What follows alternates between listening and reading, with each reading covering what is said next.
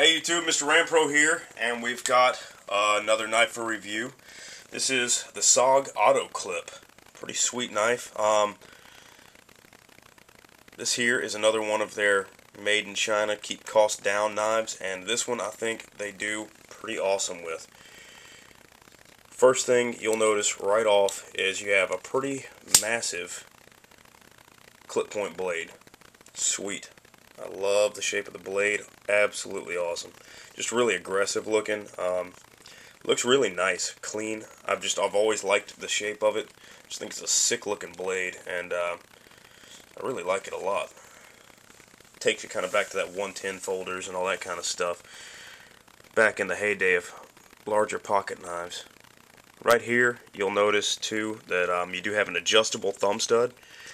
They say on their website so you can arrange your pocket knife, to fit your hand customly, or custom fit your hand and stuff like that. So honestly, where they had it, I think is about an average spot, and I do have a knock on it, just the fact that it is entirely too close to the handle.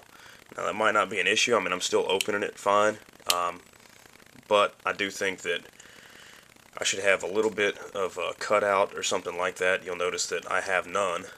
Just a little bitty dent right there.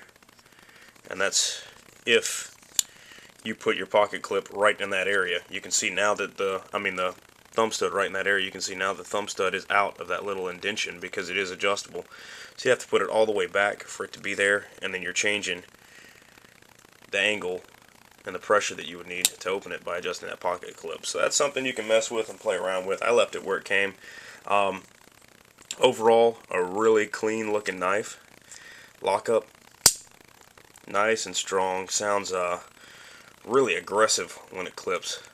Little to no play, maybe slight side to side. You do have an adjustment screw here. You can probably tighten down 2 of them, so it looks like you would need.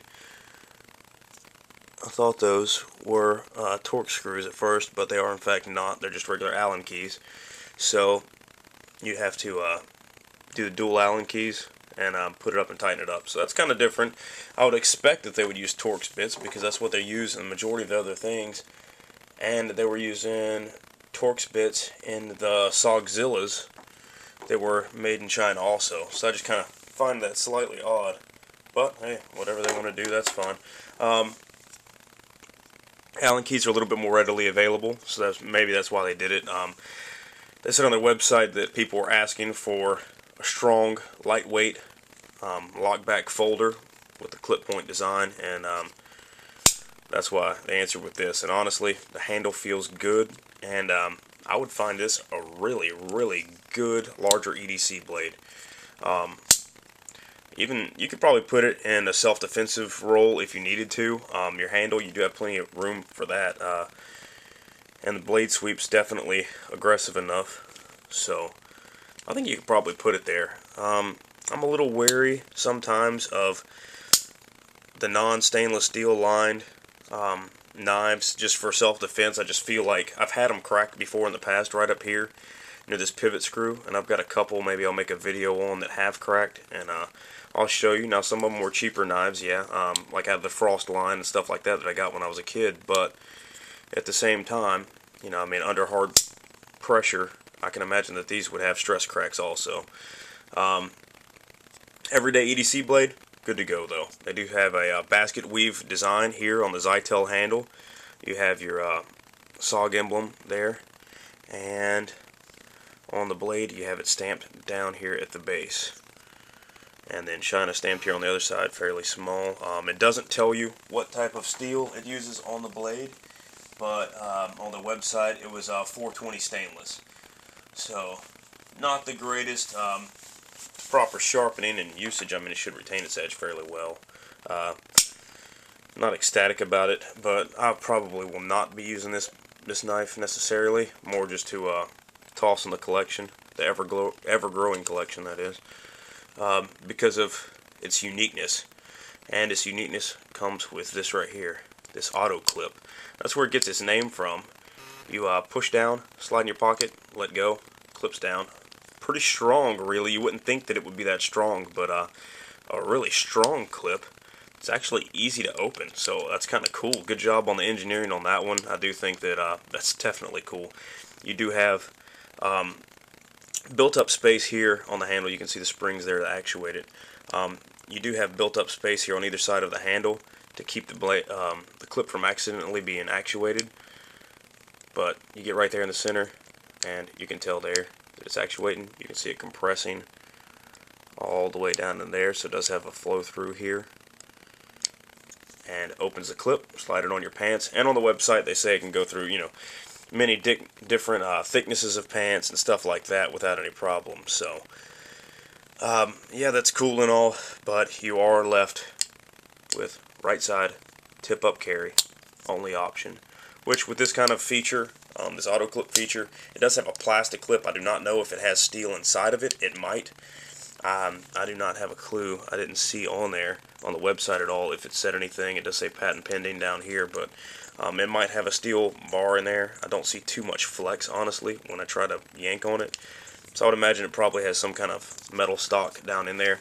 But overall, really decent blade, decent size. The weight, they've got it at 3 ounces, which they had their SOGzilla knife at 4. I mean, it's definitely lighter. I mean, unless my calibrated hand is wrong, which it most likely is. The 3 ounces is probably accurate, especially for this big of a knife. I mean, that's pretty awesome if you think about it. I'll go ahead and put something up there for size comparison. We've got, you know what, we used Spyderco Tenacious. Video coming shortly, and I don't know, here's another knife that I haven't put in a video before. Gerber Easy Out. Sorry, I've got my knife roll out here, well, one of the multiple knife rolls out on the table. Decided to grab something a little different. You can see there for size. I know the top knife, carried it with me for a long time. That was my EDC blade overseas in the military. Worked out pretty good. And there you go. You can see a size comparison there. You do have a 3.5-inch blade, 8.25 total, and Zytel handle, satin polish finish on the blade, and made in China. MSRP on this one's $30, so you could probably find it fairly cheap. I'm thinking maybe I got this off of Smoky Mountain Knife Works. I'm not 100% honestly, but cheaper than your SOGzilla knives, so definitely a good option.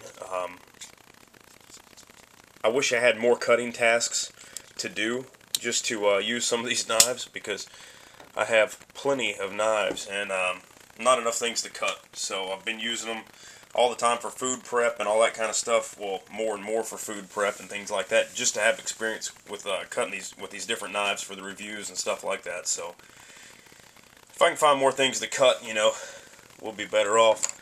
Always kind of imagining cutting through big manila ropes and you know, anchoring my boat or something with this. I don't know why, but anyways, I appreciate it, guys. This is about it. This is MrRampro. Have a good one. Thanks a lot.